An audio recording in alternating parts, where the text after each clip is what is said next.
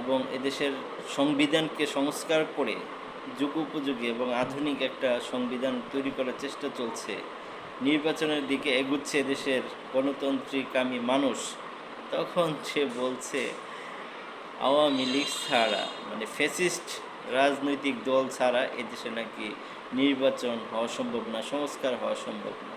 তো পাগলামি কি আর একটু বেড়ে গেল কিনা ভেবে দেখা দরকার।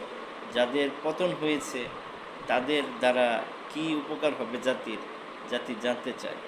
কারণ ইতিহাস থেকে শিক্ষা নিতে হবে যে যারা গণ অভ্যুত্থানের মধ্য দিয়ে পালাতে বাধ্য হয়েছে বা যে সকল রাজনৈতিক দলের পতন হয়েছে তারা আর ঘুরে দাঁড়াতে পারেনি। বাংলাদেশের ইতিহাসে বিগত 15টি বছর যদি আমরা ধরি, যারা এই জামানায় ছিলাম তাদের গুম, খুন, রাহাজানি, লুটতরাজ